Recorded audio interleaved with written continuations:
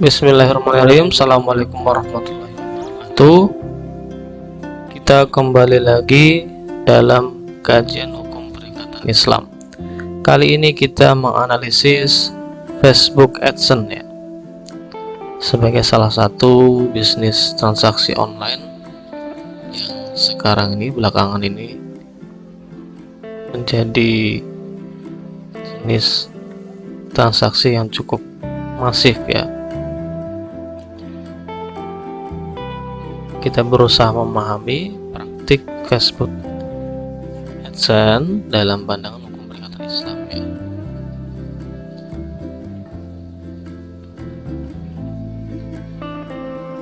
Pertama kita akan mengulas sedikit terkait dengan perkembangan bisnis Facebook ya.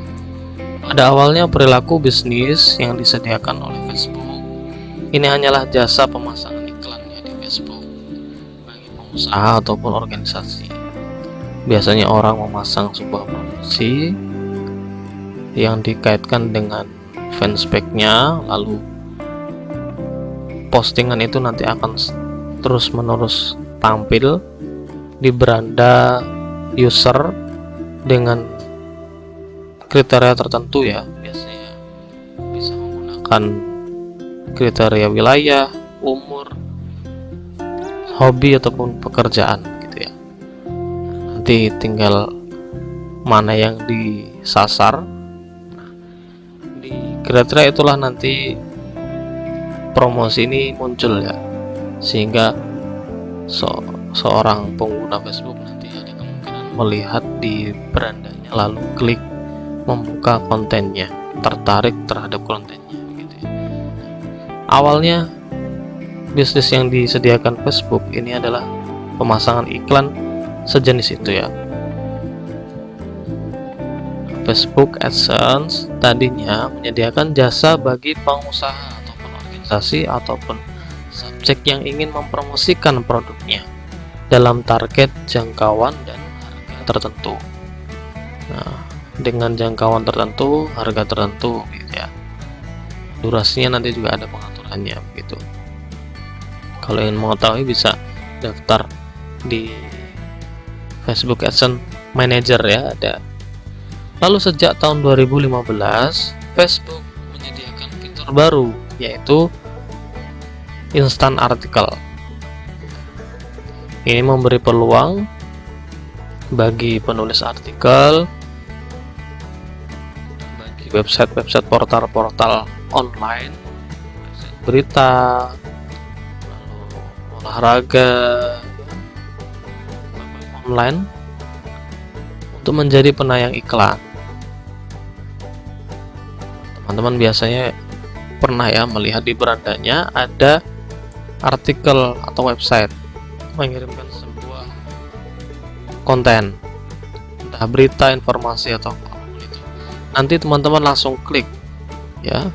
Ini membukanya melalui aplikasi Facebook ya, ketahuannya ya. Nanti ya. Pakai gadget membuka Facebook melalui aplikasi yang resmi lalu dibuka link itu.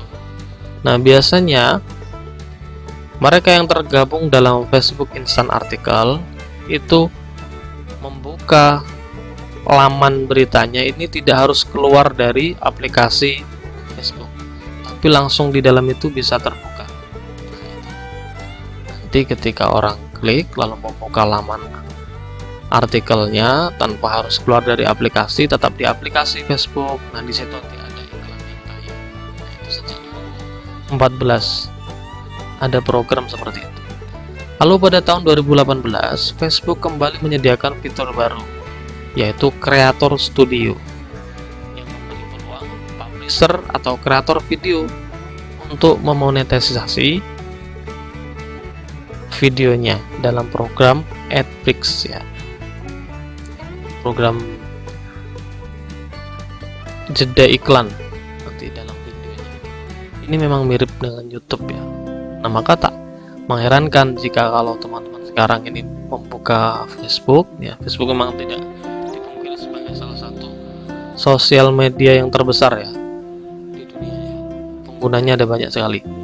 Nah, teman-teman membuka Facebook nanti ada video-video yang tayang.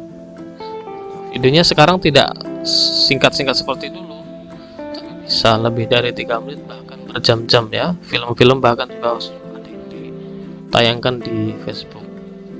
Nah, ini sejak 2018 ada program seperti itu. Program AdBricks ini memang mirip dengan YouTube ya. Targetnya memang ingin menyaingi YouTube gitu. Bedanya dia langsung sosial media yang didorong untuk menjadi program monetisasi ya. Perilaku bisnis di Facebook AdSense. Di Facebook ada 3 perilaku bisnis yang bisa diamati ya. Pertama yaitu Facebook Ads, memberi peluang pengguna untuk memasang iklan di Facebook. Nah, hal yang diperlukan ialah visual, copyright, dan bayaran harga. Visual itu gambarnya, ya, visualisasi dari sebuah konten itu, lalu copyright itu tulisannya, captionnya, gitu yang menarik, gitu ya. Lalu bayaran harganya, bayar ada target, lalu nanti jangkauan dan itu mempengaruhi bayaran. Lalu Facebook Instant Article yang menyediakan program penayang iklan pada konten artikel. Syaratnya memiliki web dan fanspage dengan jangkauan ribuan pengunjung per hari, ribuan visitor per hari ya. Nanti bisa bergabung. Sekarang banyak sekali portal-portal online, website online, berita online yang mereka bergabung dalam Facebook Instant Article gitu ya.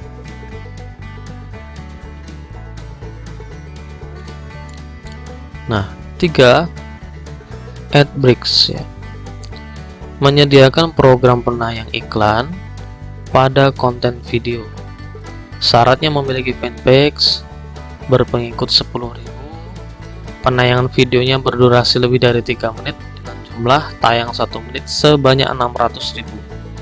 Dulunya sempat hanya berapa ribu, lalu 30.000, sekarang 600.000 per 60 hari. Syaratnya itu agar bisa mengikuti program AdBricks ya. Banyak yang sudah ikut dalam transaksi ini ya, para pegiat digital marketing. Perilaku bisnis Facebook AdSense kalau kita amati, nah dengan tabel ini skemanya ya. Jadi ada pengusaha pengiklan, nanti mereka mengikuti program Facebook AdSense, Facebook Ads, pasang iklan, mau menyediakan konten dan copyright dan visualisasi, lalu harga disodorkan ke Facebook, baru Facebook nanti mengatur dan mengarahkan kemana iklan yang akan ditayangkan, ke video ataupun ke artikel. Video berarti dalam program AdBricks, di mana ini nanti penayangnya adalah para kreator video dengan ketentuan harus memiliki video dan juga fanpage dengan jangkauan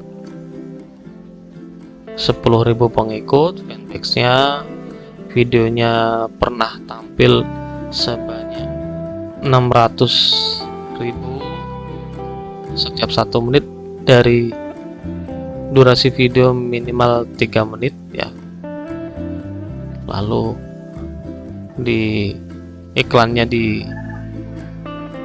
ditampilkan di Instant Article melalui program Instant Article.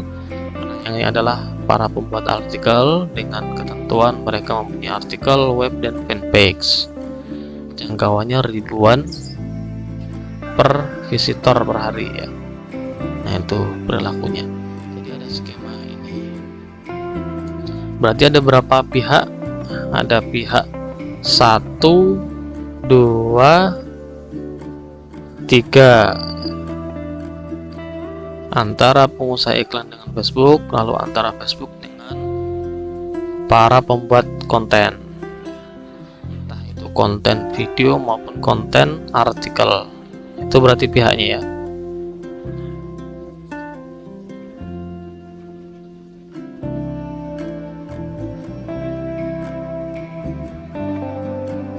Memang Facebook AdSense ini memberikan sebuah dorongan untuk dapat menjadi penayang maupun pengiklan ya, dengan potensi mempunyai pengguna yang cukup banyak, paling banyak di dunia ya dalam datanya. Analisis Facebook AdSense ya. Terdapat 3 tindakan dari bisnis Facebook AdSense ini. Pertama, perikatan antara Facebook dengan pengiklan yang mengarah pada praktik ijarah, jasa ya, penggunaan jasa. Pengiklan melakukan pembayaran atas produknya yang kemudian diiklankan oleh Facebook. Facebook mengatur iklannya, harganya, potensi user pengguna yang akan melihat, yang akan melakukan tertarik ataupun melakukan transaksi terhadap pengiklan gitu ya. Karena yang namanya kita sudah membahas ini, namanya orang ingin mengiklan pasti berharap iklannya ini nanti dilihat, dikenal oleh pengunjung, lalu sampai pada titik menggunakan atau melakukan sebuah akuisisi terhadap iklan itu, entah membeli, bergabung, atau mengunjungi produknya gitu ya. Nah, itu tingkat akuisisinya seperti itu. Para pihak yaitu antara pengiklan dengan Facebook, lalu objek akadnya yaitu produk yang diiklankan.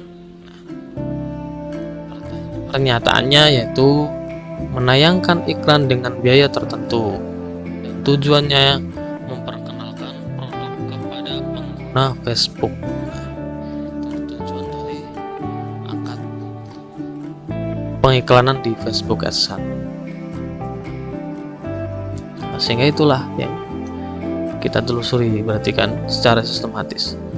Nah, skema ijarah yang digunakan cukup jelas terlihat karena sebab ada ketentuan harga, ada target, baik umur, wilayah teritorial, berdasarkan profil pengguna bisa diatur sedemikian rupa. Karena dalam Facebook memang sudah menentukan profil ya, dilengkapi alamatnya, aktivitasnya, lalu umurnya, tanggal lahirnya, domisilinya, pernah pergi ke wilayah mana, sering aktif posting ataupun aktif menggunakan aplikasi kapan, hobinya bahkan juga terlihat, tercatat, lalu pernah melihat konten sejenis apa juga tercatat, bergabung dalam grup apa tercatat, menyukai status apa, pack apa sih juga tercatat gitu ya.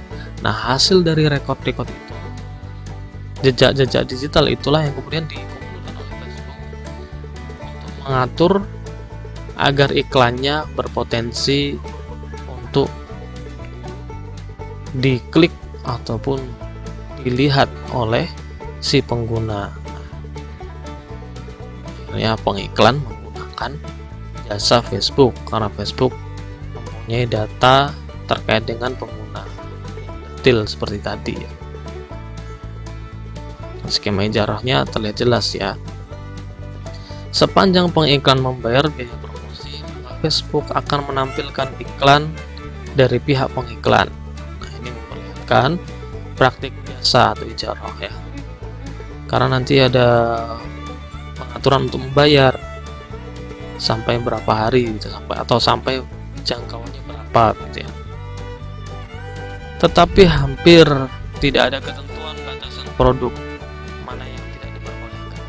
Hal ini memang sejauh ini kita bisa lihat berpotensi memberi peluang produk terlarang. Kalau kita perhatikan ya, entah nanti kalau ada perbaikan terkait dengan itu, namanya sebuah skema bisnis, tentu biasanya mereka memperbaiki dan memperbarui ketentuannya. Tapi sejauh ini memang tidak terlihat ada produk mana yang tidak diperbolehkan. Kadang iklan-iklan kontrasepsi terkait dengan dewasa juga muncul kadang ya, memang ya. Konten-konten yang cukup bebas ya bisa muncul, walaupun sekarang ada alternatif untuk melaporkan. Jadi pengguna Facebook yang bisa melaporkan konten, bukan iklan begitu ya, bisa konten yang diiklankan maksudnya ya, konten yang diposting bisa dilaporkan, atau bahkan akun dan fanspage-nya juga bisa dilaporkan, grup juga bisa dilaporkan gitu ya. Lalu selanjutnya analisis instan artikel ya. Kedua, ini adalah perikatan antara Facebook dengan publisher artikel, yang kita bisa mengenalnya sebagai perikatan kerja atau mengarah dalam syirkah ya, kalau bahasa fikih kita. Dalam bahasa muamal disimpulkan syirkah abdan atau syirkah amal, yaitu kerjasama dua pihak atau lebih dalam melakukan usaha atau pekerjaan dengan bagi hasil. Syirkah abdan ini terlihat ketika masing-masing dari mereka yang mempunyai mitra bekerja, masing-masing mitra bekerja yang mempunyai perserikatan kerja, ini mempunyai keahlian masing-masing. Bisa lihat itu, dan ada model pembagian hasilnya. Para pihak, yaitu Facebook dengan publisher artikel, objeknya yaitu iklan yang ditayangkan, pernyataan gandanya, iklan ditayangkan atau bahasanya adalah CPM pada artikel dengan pembagian hasil. Sehingga nanti berapa banyak iklan ditayangkan, maka sebanyak itulah nanti ada penghasilan yang diberikan, yang terhitung dalam taksiran penghasilan. Kalau tujuannya itu menayangkan iklan pada artikel yang diterbitkan, pada artikel yang dilihat di situ tampil iklan, nah itulah tujuan dan taksiran penghasilannya.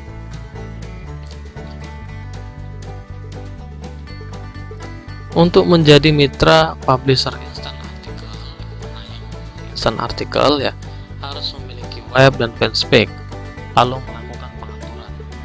Setiap iklan tayang per 1000-nya, maka publisher artikel akan dibayar antara 4.000 sampai 10.000 rupiah. Jadi ada tayangan iklan 1.000 bisa dibayar 4.000 ataupun 10.000 rupiah, tergantung bid iklannya atau tergantung harga iklannya nanti. Kita kadang melihat sebuah artikel di situ muncul ya iklan nanti ya, entah itu tentang organisasi atau minuman. Baru-baru ini Bapak lihat, saya lihat di sebuah artikel ada iklan minuman gitu, ada pakaian gitu ya. Perserikatan ini terlihat dari penghasilan yang dihitung secara real time atau setiap waktu iklan tampil. Namun sewaktu-waktu salah satu pihak bisa memutuskan kerjasamanya. Dari perserikatan itu salah satu pihak sewaktu-waktu bisa memutuskan kerjasamanya, dan ada sebuah bagi hasil dalam pekerjaan itu. Kita mengkategorikan ini sebagai praktik syirkah abdan karena terlihat keahlian satu dengan yang lain ada yang berbeda, ada pekerjaan masing-masing. Walaupun syirkah abdan juga kadang-kadang pekerjaannya ada yang sama ya, tetapi ini adalah perkumpulan dari sebuah pekerjaan ya, berbeda dengan musyarakah dalam perbankan syariah ya, dalam lembaga keuangan syariah Kalau musyarakah itu adalah perkumpulan dana atau modal.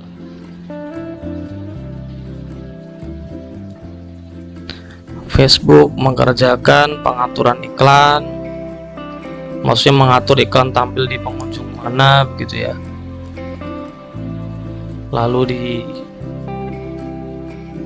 kriteria profil yang mana begitu. Sementara si publisher artikel mempunyai pekerjaan membuat artikel yang menarik gitu ya.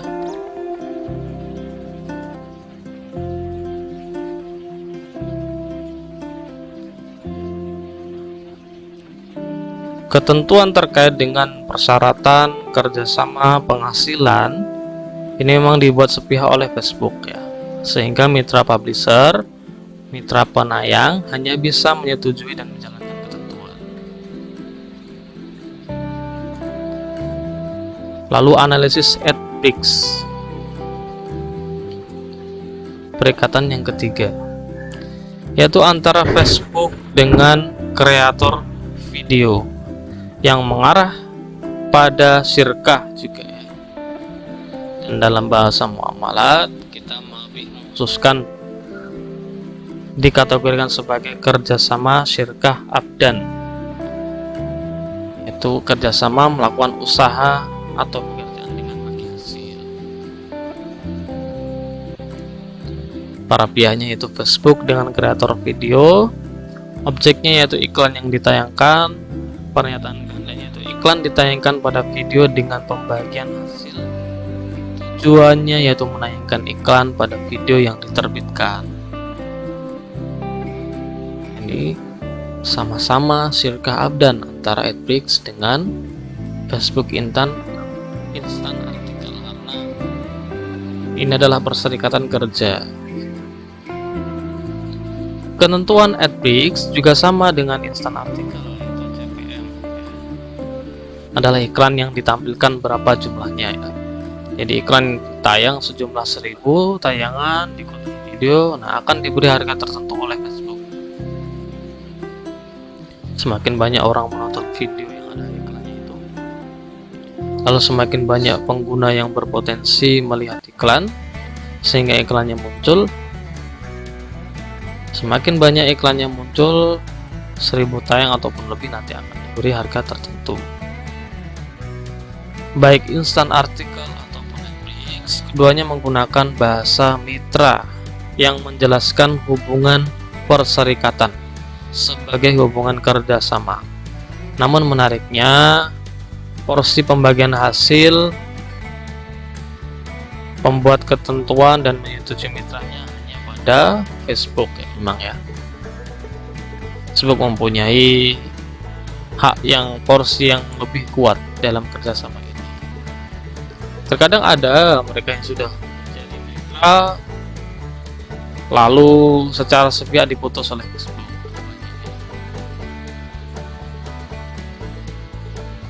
Itulah salah satu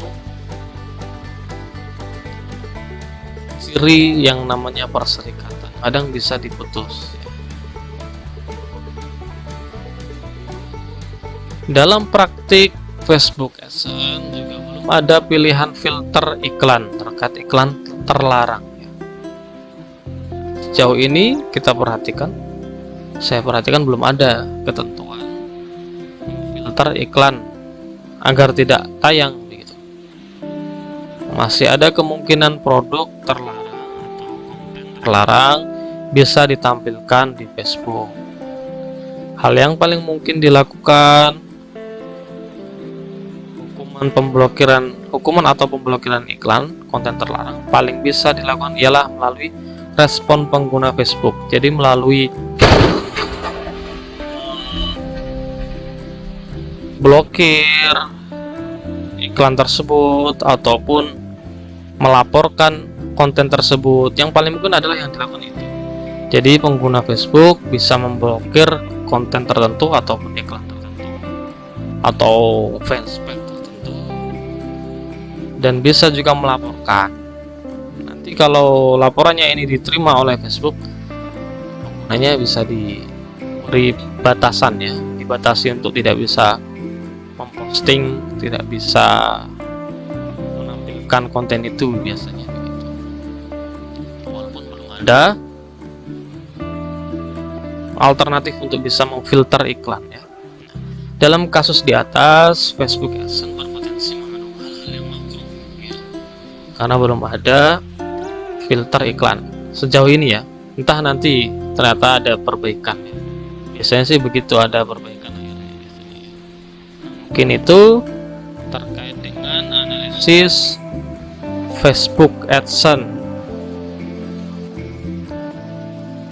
Nah, mungkin itu yang bisa kita sampaikan kali ini.